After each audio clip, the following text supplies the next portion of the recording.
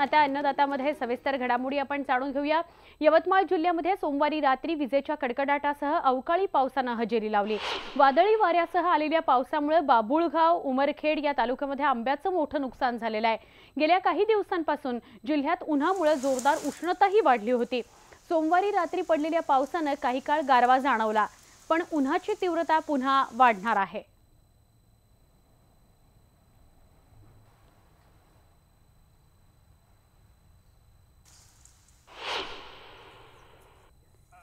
तर परभणी जिल्ह्यातही सोमवारी रात्री वादळी वाऱ्यासह जोरदार पावसाने थैमान घातलं। पाथरी तालुक्यातल्या अंधापुरी इथं झाडावर वीज कोसळल्याने 2 मेंढपाळ आणि 40 शेळ्या दगावल्यात। अवकाळी पावसानंतर या भागात मोठ्या प्रमाणात वादळी वारे आणि विजाही चमकल्या होत्या। पावसापासून सुरक्षित राहण्याकरता बाळू काळे, कृष्णा शिंदे आणि रामभाऊ शिंदे यांनी खरतर झाडाखाली आसरा घेतला होता, पण वीज पडल्याने त्यापैकी 2 जण दगावले। मराठवाड्यामध्ये परभणी पाठोपाठ सोमवारी रात्री उस्मानाबाद येथल्या उमरगा तालुक्यातही मोठ्या प्रमाणात गारपीट आणि वादळी वाऱ्याने हजेरी लावली। यामुळे डाळिंब, पपई, आंबा या पिकांचं नुकसान झालंय। येनेगूर या परिसरामध्ये पहाटे उशिरापर्यंत पाऊस सुरूच होता। रात्रीच्या पावसापेक्षा पहाटेच्या पावसाने जास्त नुकसान केलंय। तर जुन्नर तालुक्यातील येडगाव इथल्या भोरवाडीमध्ये मंगळवारी पहाटे 3 वाजता वीज अंगावर कोसळल्याने महेश दशरथ भोर या युवकाचा होरपळून मृत्यू झालाय। पडवीत झोपलेल्या महेश यांच्यावर वीज कोसळली। घरात झोपलेल्या युवकावर अशा पद्धतीने वीज कोसळून मृत्युमुखी पडण्याची ही एक वेगळीच घटना समोर आली आहे।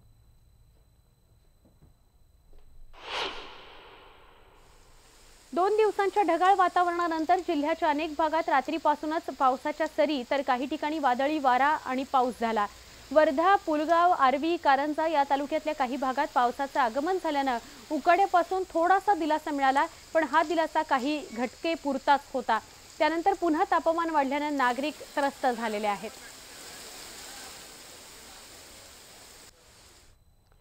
सांगली जिल्ह्यामध्ये द्राक्षांचा हंगाम अंतिम टप्प्यात आलाय। तासगावच्या येळावी, निवणी, तुर्ची या परिसरामध्ये द्राक्षांना प्रतिनुसार $250 ते $350 रुपये प्रति पेटी इतका भाव मिळतोय। त्यामुळे द्राक्ष बागायतदारांतून समाधान व्यक्त होत आहे। या भागातून दरवर्षी आगाप छाटणी घेऊन निर्यातक्षम द्राक्ष पिकवली जातात। हंगामाच्या सुरुवातीला यंदा $350 रुपये पेटीच्या भावाने द्राक्ष विकली गेली। त्यानंतर हा भाव $450 पर्यंत गेला। गणेश, सुपर सोनका, शरद या वाणाची सर्वाधिक द्राक्ष या भागात पिकवली जातात। निर्यातक्षम द्राक्षांना प्रति किलो 50 ते 70 रुपये किलोचा भाव मिळालाय। हंगाम अंतिम टप्प्यात आला असला तरी पलूस तालुक्यामध्ये आणखी 20 ते 25% द्राक्ष शिल्लक आहेत।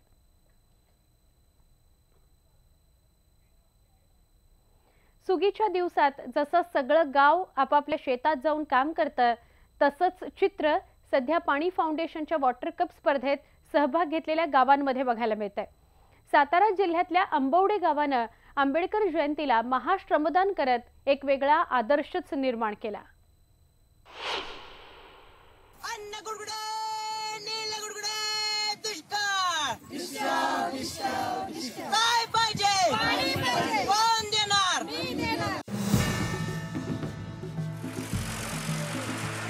कोरेगाव तालुक्यातल्या आंबवडे गावातल्या महिला आणि तरुण सकाळी सकाळी सगळी कामं आटपून शिवारात जायला निघतात। निमित्त आहे श्रमदानाचा। 14 एप्रिल डॉक्टर बाबासाहेब आंबेडकर जयंतीला या गावात महाश्रमदानाचं नियोजन करण्यात आलं होतं।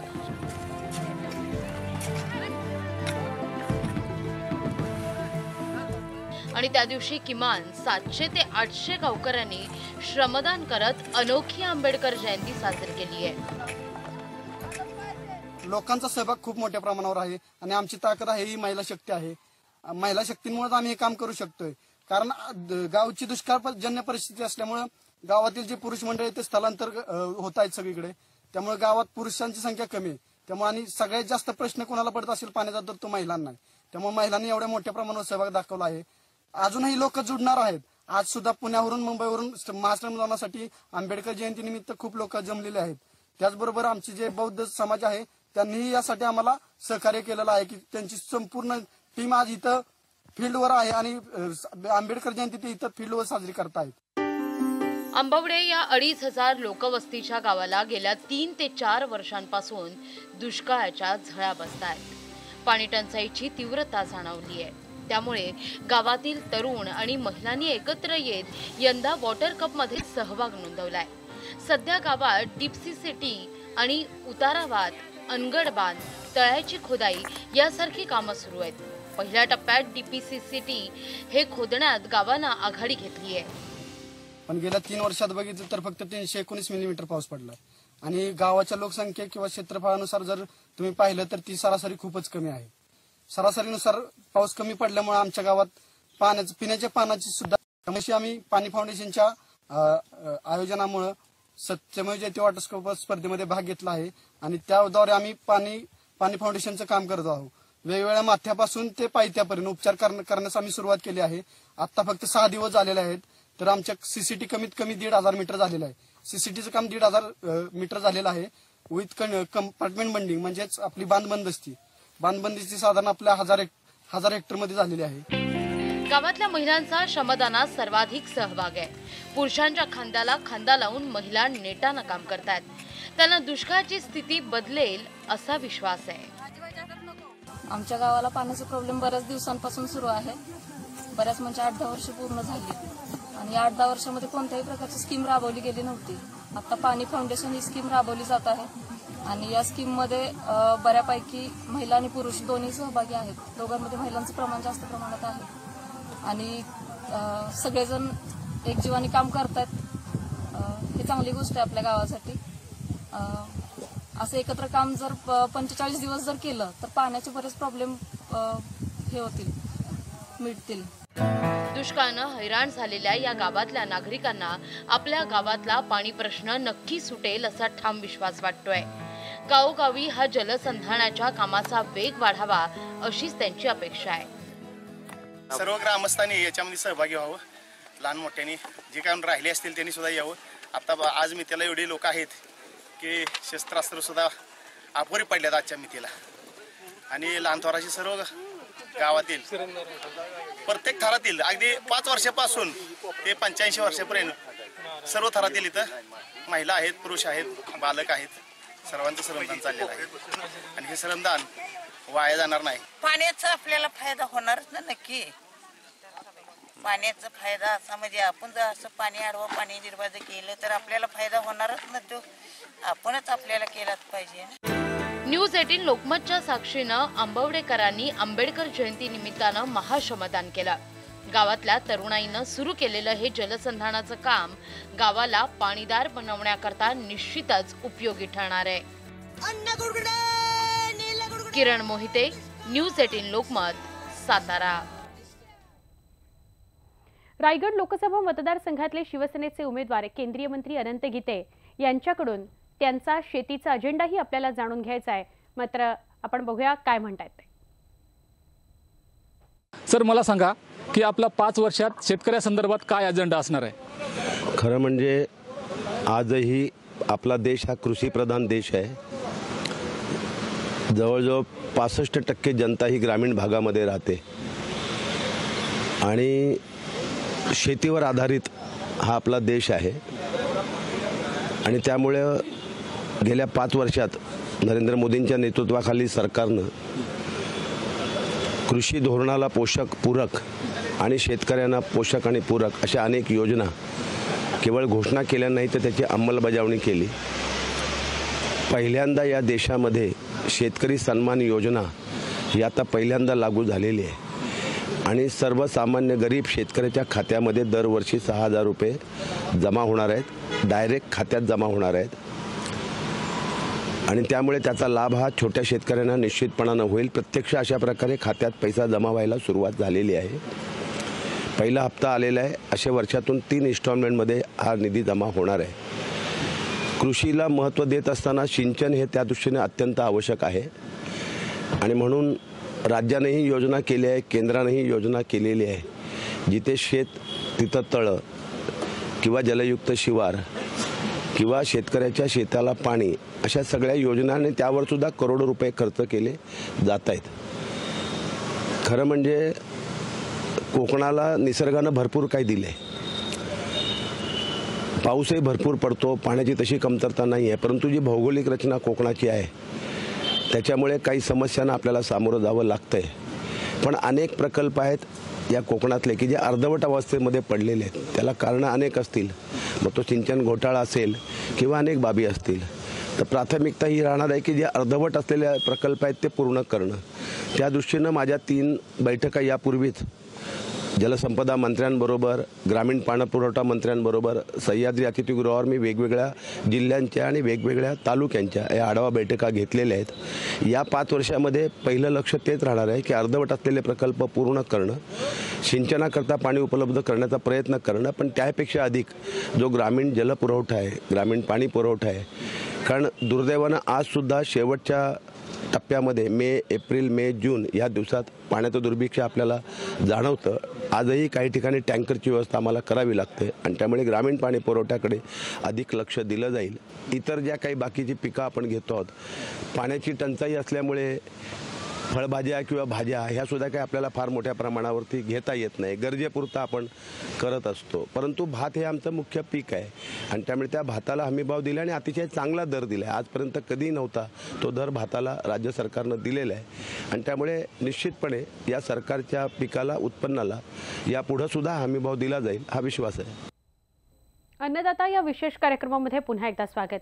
धुळे जिल्हा हा शेतकऱ्यांच्या दृष्टीने खानदेशातील महत्त्वाचा जिल्हा आहे. इथून सलग दुसऱ्यांदा आपलं नशीब आजमावतायत भाजपचे नेते आणि केंद्रीय संरक्षण राज्यमंत्री सुभाष भामरे. त्यांचा शेतकरी अजेंडा काय आहे, त्यांचा शेतीसाठीचा अजेंडा काय आहे ते जाणून घेऊयात.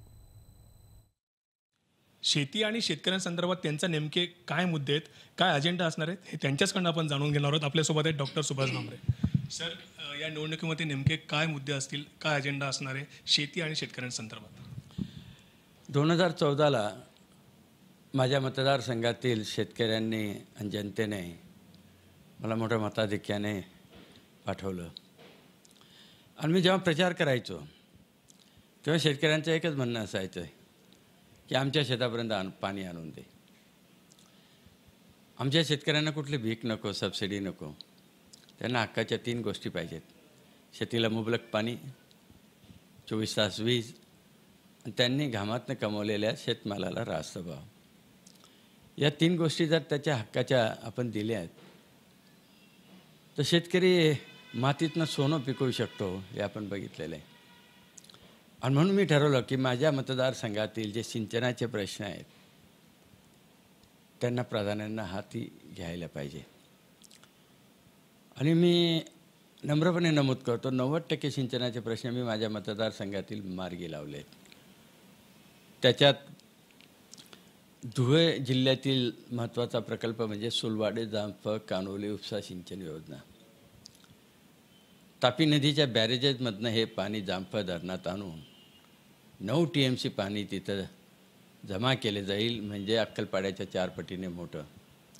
आणि तिथून ग्रॅव्हिटीने शिंदखेडा तालुका, धुळे तालुक्यांचे 50-50 गावं असे 100 गावं आणि एकदा जांफ धरण तयार झालं तर पर्कोलेशनने अजून 100 गावं, अशा 200 गावांचा पिण्याच्या पाण्याचा आणि शेतीच्या पाण्याचा कायमस्वरूपी प्रश्न सुटू शकतो. म्हणजे असं विस्तारात जाणार नाही, परंतु या 3-4 वर्षात सतत मागे लागून प्रधानमंत्री कार्यालयातनं स्पेशल निधी मिळवण्यात यशस्वी झालो. तो आज निधी जमा झालेला आहे. जांफाचं काम जोरात सुरू झालेलं आहे. 3 वर्षात तो पूर्ण होईल. त्याचप्रमाणे अक्कलपाड्याचे शेवटचे 550 कोटी कृषी सिंचाई योजना प्रधानमंत्री कृषी सिंचाई योजनेच्या माध्यमातून आणलं आणि ते अक्कलपाड्याचं काम पूर्ण झालं. आणि तिकडे सटाणा मालेगावसाठी सगळ्यात महत्त्वाचं म्हणजे नारपारचा विषय. मांजरपाडा 2 हा 5,500 कोटीचा प्रकल्प आहे. त्याची प्रशासकीय मान्यता मिळवण्यात यशस्वी झालो आणि 14 कोटी सर्वेक्षणासाठी दिले गेले. ते सर्वेक्षण पूर्ण होत आहे आणि येणाऱ्या काळात गुजरात सरकारबरोबर MOU करून मांजरपाडा 2च्या माध्यमातून डावा गिरणा कालव्याच्या माध्यमातून मालेगाव सटाण्याचा पिण्याच्या पाण्याचा आणि शेतीच्या पाण्याचा प्रश्न कायमस्वरूपी सुटेल. त्याचप्रमाणे सटाणा तालुक्यातील सातत्याने 25 वर्षापासून प्रलंबित असलेले 5 महत्त्वाचे कालव्यांचे काम करण्यात मी यशस्वी झालो. मंजुरी केल्याने त्यांचे कामं सुरू झाले. त्याच्यात प्रामुख्याने तवाडे भामेर पोच कालवा, त्याचं काम जवळजवळ पूर्ण व्हायला आलेलं आहे. हरणबारी डावा कालवा, उजवा कालवा त्याला मंजुरी मिळवली आणि त्याची कामं सुरू झालेली आहेत. त्याचप्रमाणे केळझर चारी क्रमांक 8 आणि केळझर डावा कालवा यांची मंजुरी मिळाली आणि त्यांचे कामं सुरू झालेले आहेत. अशा पद्धतीने आमच्या शेतकऱ्यांना आणि शेतीसाठी जे अपेक्षित आहे सिंचनाचे प्रकल्प पूर्ण करणे ते करण्यात यशस्वी झालो आहे आणि तो निश्चितच आनंद मला आहे. शेतकऱ्यांच्या बांधापर्यंत पाणी पोहोचवण्याचा, शेती सुजलाम करण्याचा आपला अजेंडा असणार आहे असं डॉक्टर सुभाष भामरे यांनी यावेळी सांगितलं. हा त्यांचा अजेंडा असणार आहे. दीपक बोरसे, न्यूज 18 लोकमत, धुळे. धुळे लोकसभा मतदारसंघाची निवडणूक लक्षवेधी ठरणार आहे. भाजप महायुतीचे उमेदवार केंद्रीय संरक्षण राज्यमंत्री डॉक्टर सुभाष भामरे यांच्या विरोधात काँग्रेस, राष्ट्रवादी काँग्रेस महाआघाडीचे उमेदवार आमदार कुणाल पाटील निवडणूक लढवत आहेत. त्यांचा शेती आणि शेतकऱ्यांविषयीचा काय अजेंडा आहे तेही आम्ही जाणून घेतलं. त्यांच्याशी संवाद साधला आमचे प्रतिनिधी दीपक बोरसे यांनी. धुळे लोकसभेचा रणसंग्राम सध्या सुरू आहे आणि या संदर्भात बोलण्यासाठी धुळे लोकसभेचे काँग्रेस, राष्ट्रवादी महाआघाडीचे उमेदवार कुणाल पाटील आपल्यासोबत आहेत. त्यांना आपण विचारणार आहोत की या निवडणुकीमध्ये त्यांचा नेमका काय अजेंडा असणार आहे. बाबासाहेब, लोकसभा निवडणुकीची आपण उमेदवारी करताय. या निवडणुकीमध्ये शेतकरी आणि शेती संदर्भात आपला नेमका काय अजेंडा असणार आहे? धुळे लोकसभेच्या निवडणुकीमध्ये आता हा जो मतदारसंघ आहे हा बऱ्यापैकी ग्रामीण मतदारसंघ आहे. याच्यामध्ये आमच्याकडे जे तालुके आहेत, शिंदखेडा असेल, धुळे ग्रामीण असेल, बागलाण असेल, मालेगाव ग्रामीण असेल, याच्यामध्ये बऱ्यापैकी आजसुद्धा दुष्काळग्रस्त परिस्थिती आहे. आणि एक गोष्ट आपण लक्षात घेतली पाहिजे की गेले 5 वर्ष धुळे ग्रामीण मतदारसंघाचा आमदार म्हणून मी जेव्हा काम करतोय तेव्हा माझा मूळ केंद्रबिंदू हा कायमस्वरूपी शेतकरी राहिलेला आहे. त्यामुळे शेतकरी आणि शेतीला पाणी मिळालं पाहिजे, प्रत्येक शेतकऱ्याच्या बांधापर्यंत पाणी जाऊन त्याला चांगली शेती करता आली पाहिजे, हा आमचा मूळ अजेंडा आहे. आणि तोच अजेंडा धुळे ग्रामीण मतदारसंघातून आता मी पूर्ण धुळे लोकसभामध्ये राबवण्याचा माझा प्रयत्न असणार आहे. याच्याकरता ज्या मोठ्या योजना आहेत, सुलवाडी जामफळ योजना असेल किंवा तिकडची नारपार योजना असेल, अशा मोठ्या योजनांच्या माध्यमातून ह्या प्रत्येक शेतकऱ्यापर्यंत आपण पाणी कसं देऊ शकतो, कारण शेवटी शेतीला पाणी हा सर्वात महत्त्वाचा घटक आहे. आणि ह्यानंतर केंद्र सरकारच्या माध्यमातून, संसदेच्या माध्यमातून असा काही आवाज उठवला गेला पाहिजे की केंद्र सरकार जे काही धोरणं राबवणार आहे ती धोरणं शेतीमालाला भाव मिळण्याच्या दृष्टीने पूरक अशी धोरणं असली पाहिजे. आजच्या सरकारने ही धोरणं राबवली नाही आणि त्यामुळे आज शेतकऱ्यांची फार वाईट परिस्थिती आहे. त्याच्यामध्ये 100% बदल करण्याचा आमचा हा प्रयत्न असणार आहे. निश्चितच शेतकरी हाच आपला केंद्रबिंदू असणार आहे आणि शेतकऱ्यांच्या बांधापर्यंत पाणी पोहोचवण्याचा आपला प्रयत्न असणार आहे असं उमेदवार जे आहेत काँग्रेस, राष्ट्रवादीचे महाआघाडीचे उमेदवार कुणाल पाटील यांनी यावेळी सांगितलं आहे. दीपक बोरसे, न्यूज 18 लोकमत, धुळे. आणि आता पाहूयात महाराष्ट्रातल्या काही महत्त्वाच्या बाजार समित्यांमधील महत्त्वाच्या शेतमालांचे बाजारभाव. कांदा येवला किमान 1.5 रुपये किलो तर कमाल 9.5 रुपये किलो. पुण्यामध्ये टोमॅटो किमान 6 रुपये किलो तर कमाल 10 रुपये किलो. कामठी इथं वांगी किमान 10 रुपये किलो तर कमाल 16 रुपये किलो.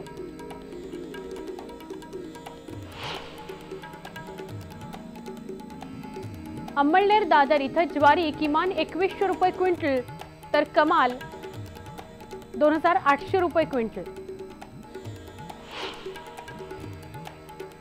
कारंजा इथं तूर किमान 4920 रुपये क्विंटल तर कमाल 5400 रुपये क्विंटल. लाखांदूर इथं गहू 1741 रुपये क्विंटल तर कमाल 1741 रुपये क्विंटल. पालम इथं सोयाबीन 3650 रुपये क्विंटल तर कमाल 3650 रुपये क्विंटल.